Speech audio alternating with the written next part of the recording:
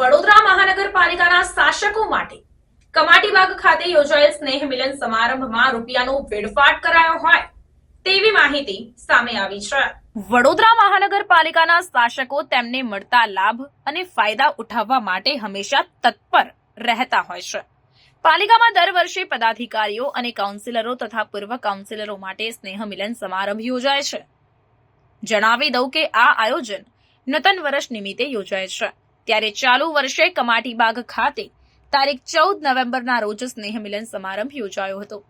આ સ્નેહ મિલન સમારંભમાં એક લગ્નના આયોજનની જેમ ફરાસખાનાનું ડેકોરેશન, ફોટોગ્રાફી, વિડીયોગ્રાફી અને એ પણ એચડી બેકડ્રોપ અને સ્વાદિષ્ટ વ્યંજન સાથેનું મોંઘું દાટ ભોજન શામેલ હોય છે। આ તમામ તાઇફાનો ખર્ચ અંદાજે ₹3.5 લાખથી વધુનો થયો છે।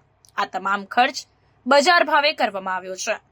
તમને જાણીને તો નવાઈ લાગશે કે પાલિકા દ્વારા સ્નેહ મિલન સમારંભ માટે ફાળવવામાં આવેલ છે માત્ર ₹35,000 અને બાકીનો ખર્ચ અન્ય ફંડમાંથી આવ્યો છે।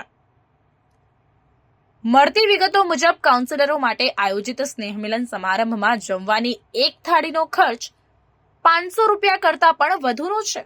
આ સ્નેહ મિલન સમારંભમાં બંને પક્ષના મોટા ભાગના કાઉન્સિલરો ઉપસ્થિત રહ્યા હતા। ત્યારે આ બાબતને લઈને અનેક ચર્ચાઓએ હાલ જોર પકડ્યું છે। પ્રાર્થના સંદેશ ન્યૂઝની તમામ લેટેસ્ટ અપડેટ્સ માટે ચેનલને હમણાં જ લાઇક, શેર અને સબસ્ક્રાઇબ કરો।